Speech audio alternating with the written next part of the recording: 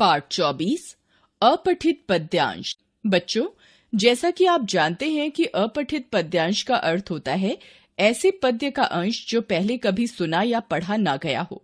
यह काव्य का अंश होता है, इसलिए इसे अपठित काव्यांश भी कहते हैं।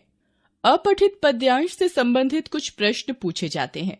इन प्रश्नों के उत्तर उसी पद्यांश में होते हैं, इसलिए उत्तर देते समय निम्नलिखित बातों का ध्यान रखना चाहिए।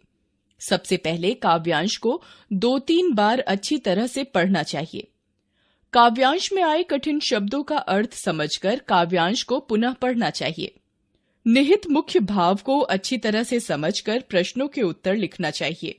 ध्यान रखें, काव्यांश का शीर्षक उसके मूल भाव पर आधारित हो।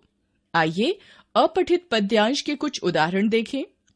उदाहरण 1, है शौक यही अरमान यही हम करके कुछ दिखलाएंगे, मरने वाली दुनिया में हम अमरों में नाम लिखाएंगे। जो लोग गरीब भिखारी हैं जिन पर न किसी का साया है, हम उनको गले लगाएंगे, हम उनको सुखी बनाएंगे। रोको मत आगे बढ़ने दो, आजादी के रखवाले हैं। हम मातृभूमि की सेवा में अपना सर्वस्व लुटाएंगे। हम उन वीरों के बच्चे हैं जो धुन के पक्के सच्चे थे। हम उनका मान बढ़ाएंगे, सच्चे सपूत कहलाएंगे। प्रश्न 1, कवि का क्या अरमान है? उत्तर, कवि का अरमान मातृभूमि की सेवा करना तथा निर्धन व असहाय लोगों की सहायता करना है। कवि किसका मान बढ़ाकर क्या कहलाना चाहता है? उत्तर, कवि स्वतंत्रता सेनानियों का मान बढ़ाकर सच्चा सपूत कहलाना चाहता है। प्रश्न, इस कविता के लिए उचित शीर्षक लिखिए। उत्तर, आजादी के मतवाले या सच्चा सपूत। उदाहरण 2, पहले से कुछ लिखा भाग्य में मनुज नहीं लाया है, अपना सुख उसने अपने भुजबल से ही पाया है। प्रकृति नहीं डरकर झुकती है कभी भाग्य के बल से, सदा हारती वह मनुष्य के उद्यम से श्रमजल से।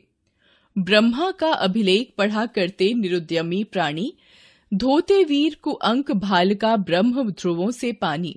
भाग्यवाद आवरण पाप का और शस्त्र शोषण का, जिससे रखता दबा एक जन भाग दूसरे जन का।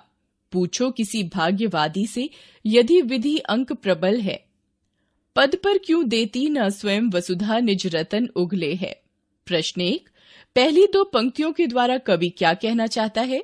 उत्तर, कवि के अनुसार मनुष्य भाग्य में कुछ भी लिखवा कर नहीं लाता, उसे अपने बल पर ही सभी सुख प्राप्त होते हैं।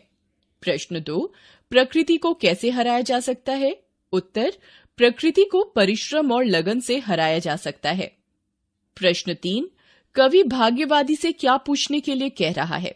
कवि के अनुसार भाग्यवादी से पूछो कि अगर भाग्य ही सब कुछ है तो पृथ्वी स्वयं ही सारे रत्न क्यों नहीं उगल देती।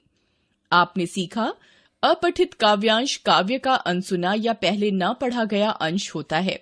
अपठित पद्यांश को हल करते समय शीर्षक, भाषा, वाक्यों, शब्दों आदि का ध्यान रखना चाहिए।